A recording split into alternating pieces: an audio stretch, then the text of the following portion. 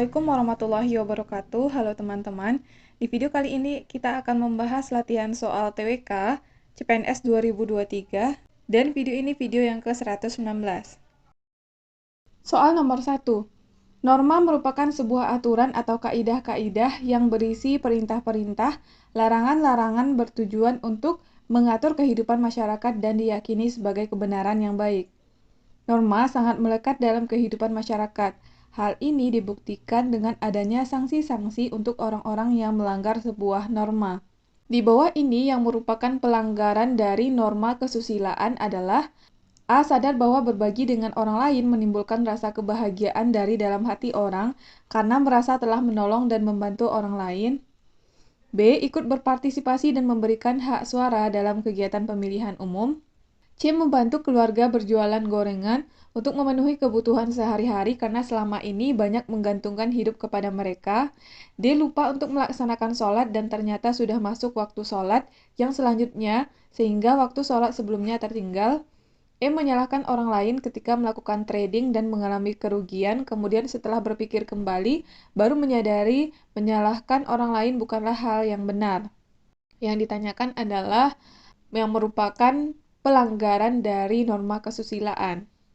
Pengertian dari norma kesusilaan adalah norma yang berasal dari hati nurani manusia atau nilai-nilai atau peraturan-aturan yang berasal dari hati nurani manusia yang dijadikan sebagai pedoman dalam hidup. Jadi yang di soal nomor 1 yang merupakan pelanggaran dari norma kesusilaan adalah pilihan E, yaitu menyalahkan orang lain ketika melakukan trading dan mengalami kerugian. Kemudian setelah berpikir kembali, baru menyadari menyalahkan orang lain bukanlah hal yang benar. Soal nomor 2. Asal-usul Pancasila bermula dari kausa materialis, yakni Pancasila berasal dari bangsa Indonesia sendiri, diambil dari adat kebiasaan masyarakat, kebudayaan, dan dalam nilai-nilai agama.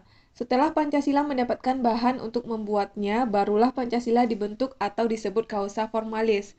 Pancasila dibentuk rumusannya pada saat A. Sidang BPUPKI, B. Sidang PPKI, C. Proklamasi Kemerdekaan, D. Pembentukan Panitia 9, E. Pengesahan Piagam Jakarta.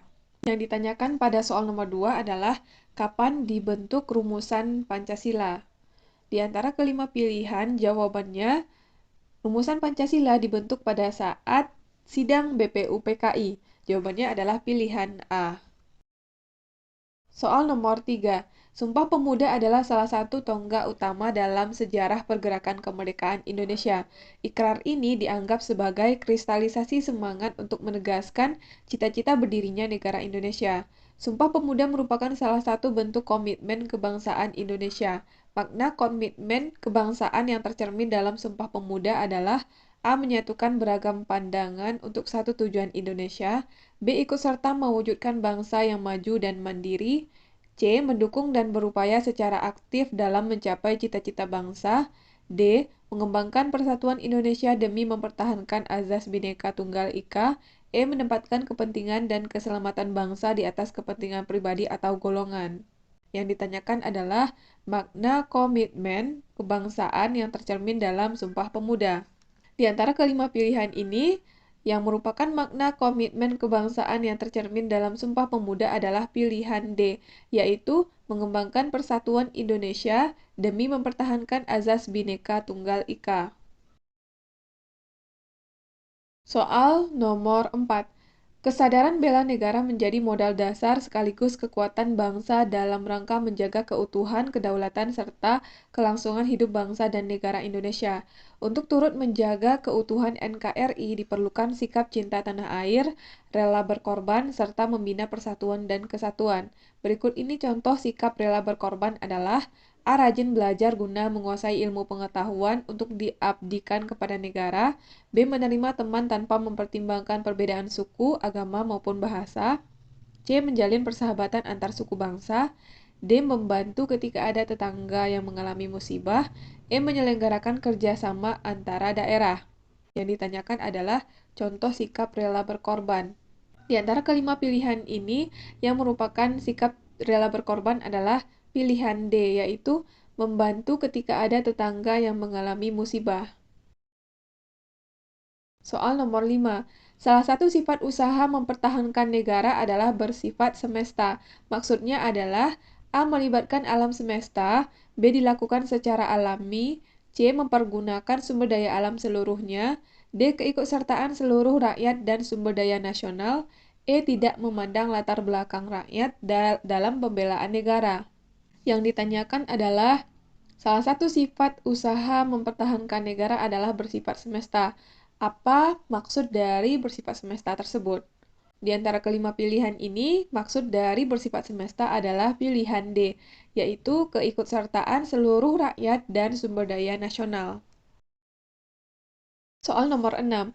Kedudukan Pancasila sebagai dasar negara bersifat A. Fleksibel dan dapat disesuaikan dengan perkembangan zaman, B. Berkembang dan dinamis mengikuti kondisi masyarakat, C. Tetap dan dapat diubah sewaktu-waktu, D. Tetap dan tertutup, E. Tetap dan tidak dapat diubah. Yang ditanyakan adalah kedudukan Pancasila sebagai dasar negara bersifat titik-titik. Jawabannya adalah pilihan E. Jadi sifat Pancasila sebagai dasar negara itu adalah tetap dan tidak dapat diubah. Soal nomor 7. Dalam hidup bernegara, setiap warga negara memiliki hak untuk memilih apa yang baik untuk dirinya sendiri. Salah satunya ialah menentukan apakah hendak ikut upaya bela negara atau tidak. Terkait dengan hal tersebut, bagaimana menyikapinya? A. Hak untuk ikut bela negara merupakan pilihan mutlak setiap warga negara.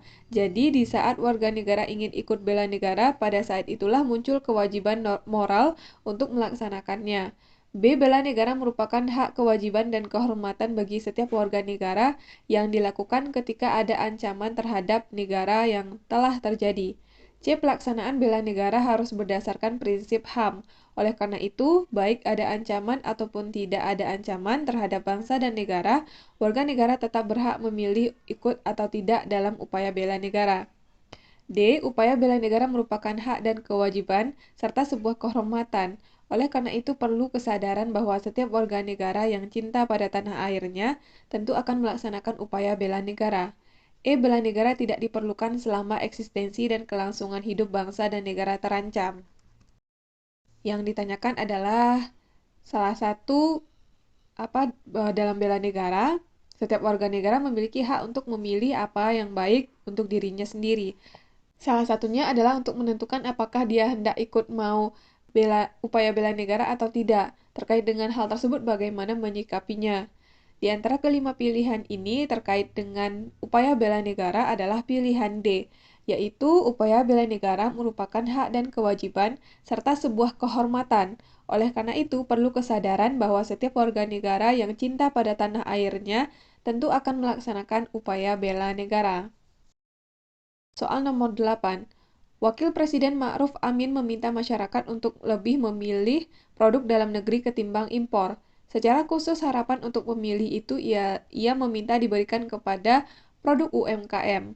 Ma'ruf mengatakan supaya permintaan itu bisa terwujud, pemerintah kini sedang menggalakkan program Gerakan Nasional atau Gernas Bangga Buatan Indonesia atau BBI. Pada tahun lalu, terdapat 3,7 juta pelaku UMKM yang memasarkan produknya secara daring atau online dan ikut serta dalam program tersebut. Upaya untuk memilih dan menggunakan produk dalam negeri dibandingkan luar negeri merupakan pengamalan daripada sila ke A1, B2, C3, D4, E5. Upaya untuk memilih dan menggunakan produk dalam negeri dibandingkan dengan luar negeri merupakan pengamalan dari sila ketiga, yaitu Persatuan Indonesia. Berikut butir pengamalan sila ketiga, yaitu mampu menempatkan persatuan, kesatuan, serta kepentingan dan keselamatan bangsa dan negara sebagai kepentingan bersama di atas kepentingan pribadi serta golongan. Sanggup dan rela berkorban untuk kepentingan negara serta bangsa apabila diperlukan. Mengembangkan rasa cinta kepada tanah air dan bangsa. Mengembangkan rasa kebanggaan berkebangsaan dan bertanah air Indonesia.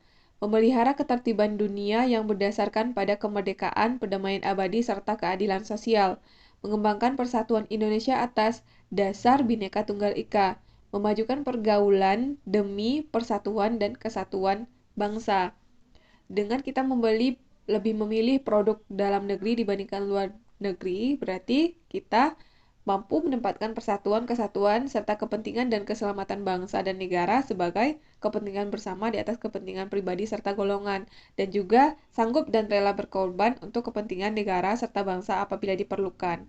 Jadi, untuk memilih dan menggunakan produk dalam negeri dibandingkan luar negeri merupakan pengamalan dari sila ketiga, yaitu Persatuan Indonesia. Jawaban soal nomor 8 adalah pilihan C. Soal nomor 9.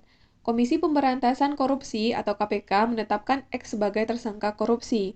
X diduga menerima sejumlah uang suap atas perizinan tambak, usaha, dan atau pengelolaan perikanan atau komoditas sejenis lain tahun 2020. Beliau ditetapkan sebagai tersangka kasus korupsi ekspor benih lobster.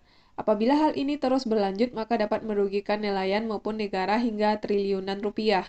Hal ini termasuk melanggar sila ke A1, B2, C3, D4, E5. Yang ditanyakan adalah sikap korupsi yang merugikan negara merupakan pelanggaran dari sila keberapa? Jawabannya adalah melanggar sila ke-5 Pancasila, yaitu keadilan sosial bagi seluruh rakyat Indonesia.